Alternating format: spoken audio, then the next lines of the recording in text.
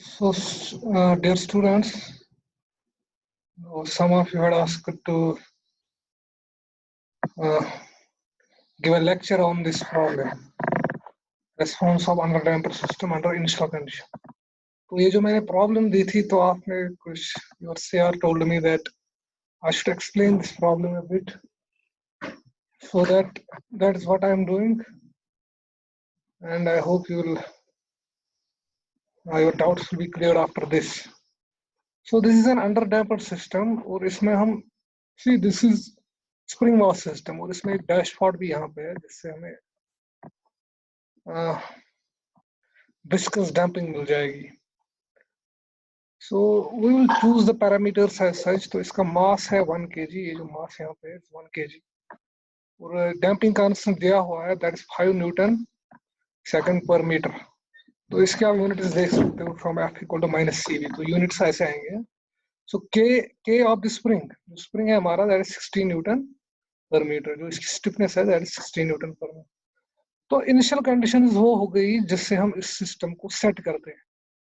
तो इसको कैसे ट्यून करते हैं? See this actually vibrations we call this tuning. मतलब हम एक वाइब्रेटरी सिस्टम को कैसे इसमें लाते हैं मोशन में. तो दैट्स कॉल्ड ट्यूनिंग. तो इसका जो इनिशियल, उनको हम इनिशियल कंडीशंस भी कहते हैं. तो इनिशियल कंडीशन ये है कि when x of 0 is 0.1 metre. इसका मतलब ये हो गया कि जब हमारा टाइम, जब हमने मतलब टाइम इसको मोशन देना स्टार्ट कर दिया, एट स्टार्टिंग टाइम इसको हमने 0.1 मीटर डिस्प्लेसमेंट दे दिया. तो इसका मतलब ये हो गया इसको राइट साइड में खींचा. So we have taken this mass to the right side by an amount of 0.1 meter. So this is initial condition, which means that time t equal to 0, displacement x of 0 is 0.1 meter. तो इसी तरह उसी time पे जब हमने इसको displacement दिया, we have given it an initial velocity of 2 metre per second. मतलब हमने इसको वेलोसिटी भी दे दी. So we set the motion in this way that at time t equal to 0, the displacement of this mass is 0.1 meter. मतलब ये right side में इसको खींचा, so the spring is extended on to the right side by a displacement of 0.1 meter. And at that time, उसी वक्त हमने उसको time t equal to 0 पे वेलोसिटी दे दी 2 मीटर पर सेकंड. मतलब ऐसे वेलोसिटी दे दी राइट साइड से उसी टाइम पे. जब एक तो खींचा 0.1 मीटर, फिर उसी वक्त वेलोसिटी भी दे दी राइट साइड में. So how is it possible? हम कैसे करेंगे इसको, वेलोसिटी कैसे देंगे? सी फॉर एग्जांपल हम इसको एक इंपल्सिव फोर्स देंगे राइट साइड में जो इसको 2 मीटर पर सेकंड वेलोसिटी देगा. तो basically this is actually how the motion is set. Motion किसी भी तरीके से सेट कर सकते हैं. तो but initial conditions are this. These are called initial conditions, जिससे हम इस मोशन को, इस वाइब्रेट सिस्टम को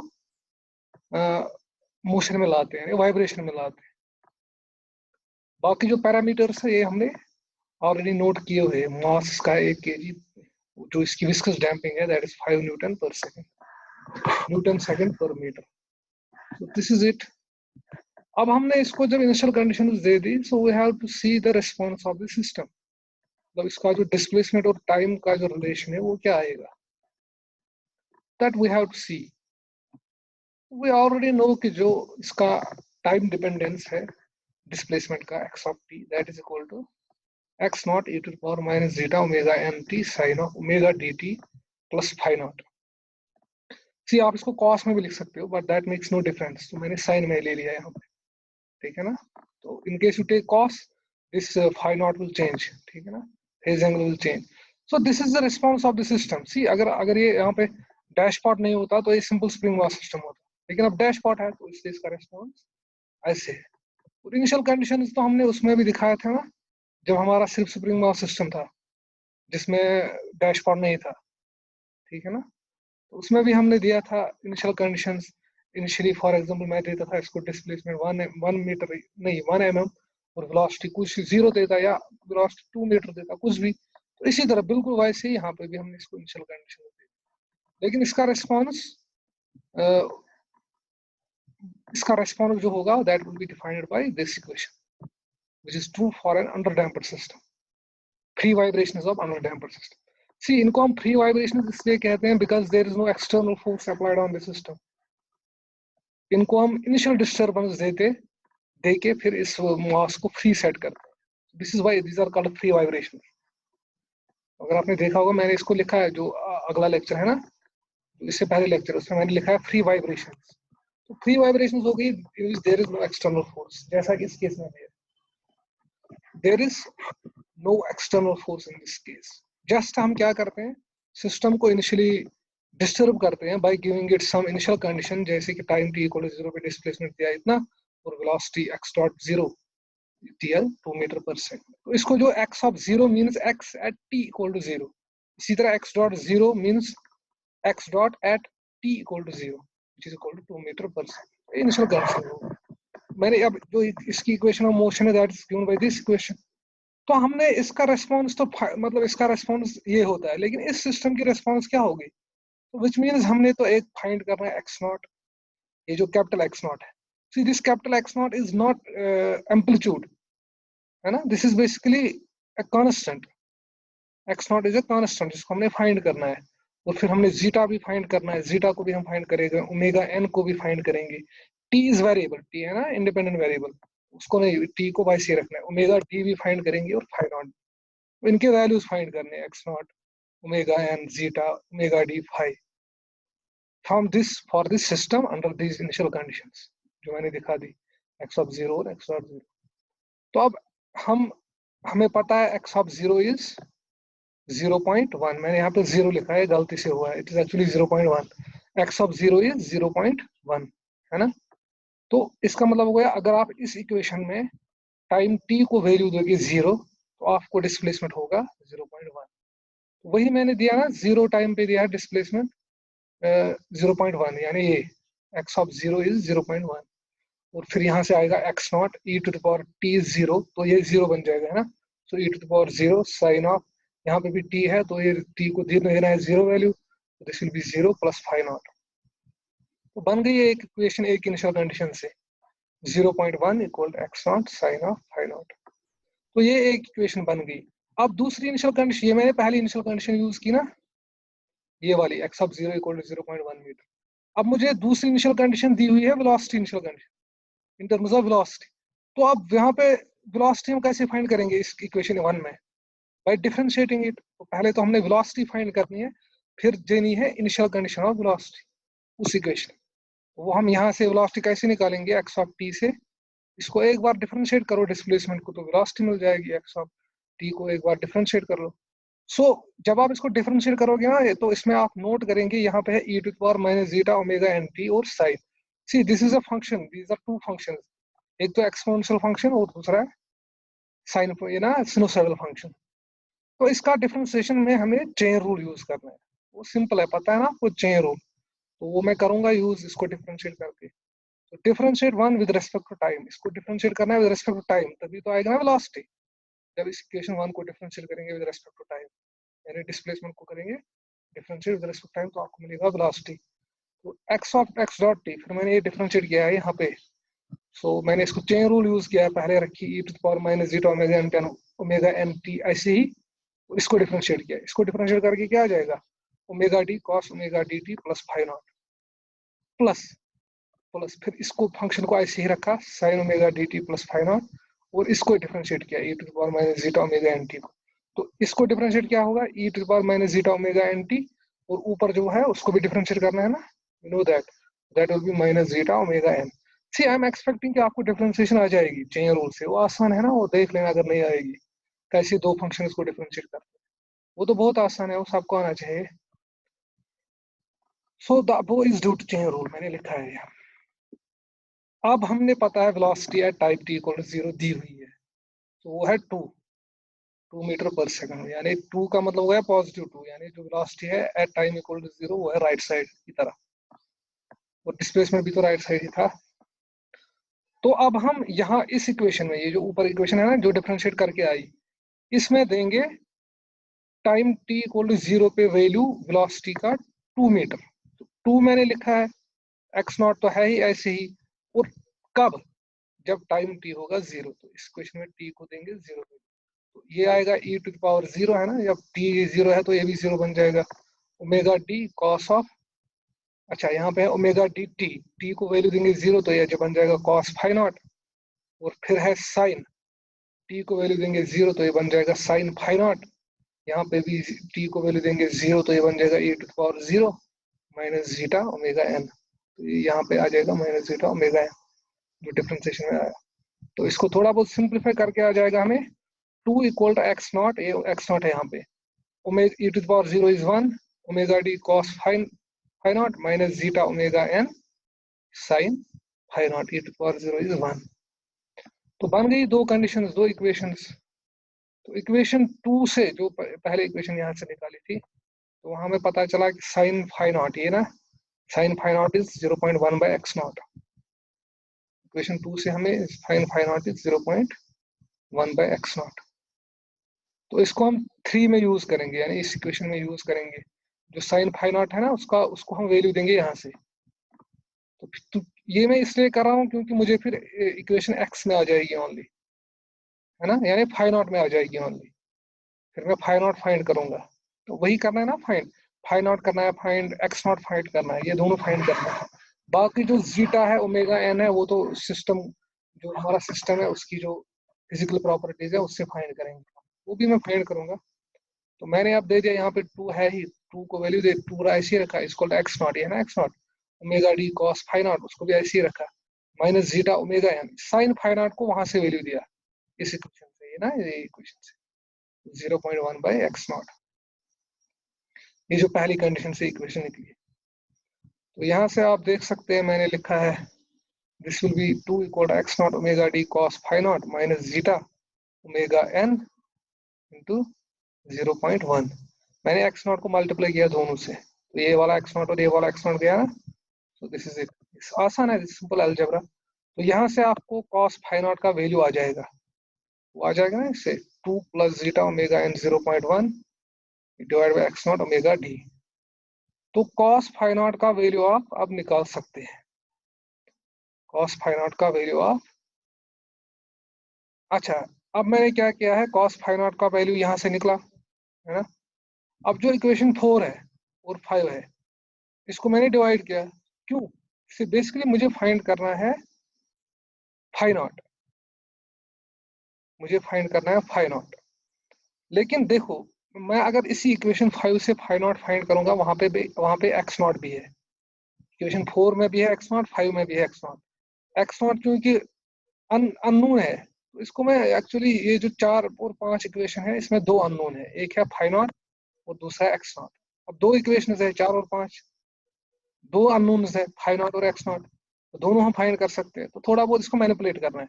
मैनिपुलेट में कैसे करूंगा, मैं इसको 4 और 5 को डिवाइड करूंगा, तो एक्स नॉट उससे क्या होगा, एक्स नॉट गायब हो जाएगा, फिर एक ही वेरिएबल रह जाएगा फाई नॉट, है ना।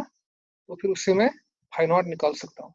वही मैंने किया, 4 और 5 को डिवाइड करके फाई नॉट फाइंड करना, तो साइन बाई कॉस आ जाएगा 10, और ये है 0.1 बाई एक्स नॉट वो 4 में, और इसका जब डिवाइड किया तो ये रेसिप्रोकल में जाएगा ना, x naught omega d divide by 2 plus zeta omega n 0.1।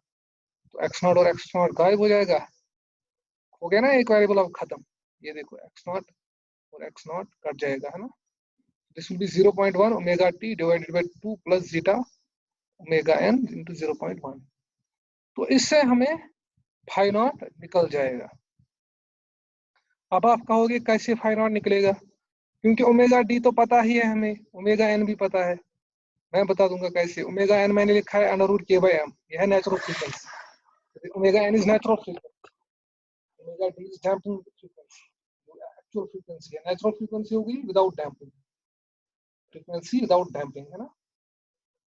तो ओमेगा एन मैंने निकाला, इसी तरह ओमेगा डी भी दिया हुआ है, ओमेगा डी भी निकाल सकता हूँ, under root 1 minus zeta square omega n, उसकी फार्मूला है ना ये, मैंने निकाला ना पहले, ये हमें पता ही है। अब जीटा है बराबर सी बाई 2m ओमेगा एन। तो इससे आप देखो बेसिकली मुझे ओमेगा डी भी निकालना है, तो ओमेगा डी निकालने के लिए मुझे जीटा पता होना चाहिए। जीटा की फार्मूला है सी बाई 2m ओमेगा एन, सी है ना बराबर 2m ओमेगा एन के।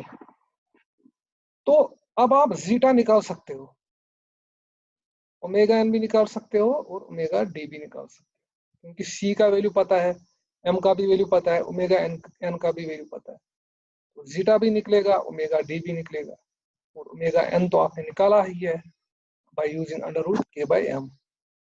तो निकला फाई नॉट, अब निकला, मैंने निकाला नहीं है एक्चुअली, एक्चुअल वैल्यू वो आप निकालेंगे खुद, मैंने वो आपके लिए काम रखा था ना, तो वो आप निकालेंगे, लेकिन कैसे निकालना है वो मैंने दिखा दिया। मैंने इसको डिवाइड किया 4 और 5 को, so as to find phi, जो tan में आ जाएगा अब टेंजेंट फंक्शन में। तो टेंजेंट फंक्शन में ओमेगा डी और ओमेगा एन था, अब ओमेगा डी और ओमेगा एन भी तो फाइंड करना है फाई नॉट निकालने के लिए। ओमेगा एन को पता है मुझे under root k by M, के भी दिया है एम भी दिया है, तो हो गया ओमेगा एन, ओमेगा डी हो गया बराबर under root 1 minus zeta square omega n. अब जीटा तो पता है हमें सी बाई सी होता है, सी पता है हमें, सी है ना डैम्पिंग कांस्टेंट, वो पता है ऑलरेडी 5 है, तो एम भी पता है वो है 1 kg शायद, और ओमेगा एन भी पता है जो हमें under root k by M, तो ये निकलेंगे सारे ओमेगा डी ओमेगा एन, अब निकलेंगे 5 भी निकलेगा, तो निकला एक वेरिएबल 5।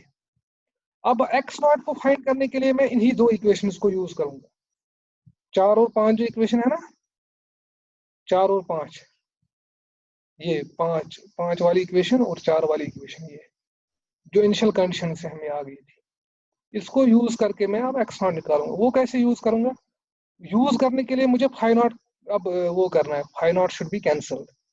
तो फाई नॉट कैसे कैंसिल होगा, you have to use a bit of your brains. इससे पहले मैंने एक्स नॉट को कैंसिल किया, एक्स नॉट कैसे कैंसिल होता है, जब मैं 4 और 5 को डिवाइड किया। अब फाई नॉट कैसे कैंसिल होगा, सो दैट एक्स नॉट रहेगा, क्योंकि एक्स नॉट आप फाइंड करना है। ये देखो यहाँ साइन फाई नॉट, यहाँ कॉस फाई नॉट, अगर आप इसको स्क्वायर करोगे इक्वेशन 4 को और इसको स्क्वायर करोगे इक्वेशन 5 को और फिर उनको ऐड करोगे, तो लेफ्ट साइड में आपको रह जाएगा sine square phi naught plus cos square phi naught which is equal to 1। बन गई, मतलब हो गया फाई नॉट, फिर कैंसिल, फिर रह जाएगी इक्वेशन इस साइड में एक्स नॉट में, और उससे आप एक्स नॉट फाइंड करोगे। तो this is just simple algebra जो आपको आना चाहिए। एक्चुअली दो इक्वेशन है, वेरिएबल जो उसमें है, दो वेरिएबल है, उनको कैसे फाइंड करना है तो आना चाहिए आपको। तो अब मैंने एक्स नॉट को फाइंड करने के लिए इनको स्क्वायर और ऐड किया, देखो बन गया वो ये, तो इक्वेशन भी तो दिखाई है, sine square phi naught plus cos square phi naught is equal to 0.1 by x naught whole square plus 2 plus इसको भी होल स्क्वायर करना है। अब आप इससे इस इक्वेशन से जो फोर्थ टर्म है ना, जो राइट साइड में सेकंड टर्म है, उससे आप एक्स नॉट को बाहर भी निकाल सकते हैं ना, 1 by x naught square. So this equation will be in terms of x naught only. See rest is given, omega n भी आपने फाइंड किया है, ओमेगा डी भी और जीटा भी। जीटा बराबर है अंडर रूट 1 माइनस किसके बराबर है, अंडर रूट जीटा किसके बराबर है, सी बाई सी है ना, जीटा इज सी बाई सी पता है आपको, सी भी पता है, ओमेगा एन भी पता है under root k by m, omega d भी पता है under root 1 minus zeta square into omega n. तो ये तीनों पता है, जीटा ओमेगा एन और ओमेगा डी। अब रह गया इसमें सिर्फ एक्स नॉट। तो एक्स नॉट को आप जब इससे फाइंड करोगे ना, या बन गई ना इक्वेशन, आप इसमें एक्स नॉट को कॉमन निकाल के इस इक्वेशन से एक्स नॉट फाइंड कर सकते। तो जैसे आप एक्स नॉट फाइंड करोगे, तो आप ये आपके लिए काम रखा था ना मैंने, तो फिर आप जो आपका रेस्पॉन्स था वो था x naught e to the power minus zeta omega n t sine of omega d t plus phi naught. अब आपने एक्स नॉट भी फाइंड किया ना, फाई भी फाइंड किया, जीटा भी फाइंड किया, ओमेगा एन भी फाइंड किया और ओमेगा डी भी फाइंड किया। So this completes, this gives the response of the above system. यही तो रेस्पॉन्स है, वरना एक्स नॉट का क्या मतलब होगा, एक्स नॉट का मतलब है क्या, इस इक्वेशन को कैसे हम, मतलब this equation will represent the above system, जब हम इसमें x naught phi omega d zeta और ओमेगा एन फाइंड करेंगे। So this equation will then become a function of time t, जिसको आप मैटलैब में इजीली प्लॉट कर सकते हो, जो प्लॉट आपको वैसे आ जाएगा जैसे मैं दिखाया अंडर डैम्प्ड सिस्टम को प्लॉट कैसे आता है। तो this was the whole idea, to find the response of the system by finding the constants inside it, inside the equation, this x naught, zeta, omega d और phi. So I hope you have understood this now। और जो इसके बाद मैंने जो problem दी, तो मैंने उसमें अब इनिशियल कंडीशन चेंज की। इनिशियल कंडीशन हो गई अब x at t equal to 0, यानी जब इनिशियली टाइम है 0, जब हमने इसको डिस्टर्ब किया, हमने इसको अब -0.1 का मतलब क्या हो गया, अब इसको लेफ्ट साइड में खींचा, यानी जो मास एम है ना स्प्रिंग मास डैशपॉट सिस्टम में, स्प्रिंग मास डैशपॉट सिस्टम जो है इसमें जो मास एम है उसको लेफ्ट साइड लिया बाई 0.1 mm, और उसी वक्त जब इसको लेफ्ट साइड दिया उसी वक्त उसको वेलोसिटी दे दी राइट साइड की तरफ 2 मीटर पर सेकंड, क्योंकि ये पॉजिटिव वेलोसिटी है ना 2 मीटर पर सेकंड। तो इन दो इनिशियल कंडीशन को बिल्कुल वैसे जैसे मैंने ऊपर किया आपको सॉल्व करना है। Thanks, this is it, I hope you have understood it. Now I will stop here. तो अगर आपको तब भी कोई क्वेरी होगी you should post in the Google classroom और टेक्स्ट मी, ठीक है ना, इन द ईमेल और व्हाटएवर यू वांट। तो ठीक है, गुड बाय, थैंक्स।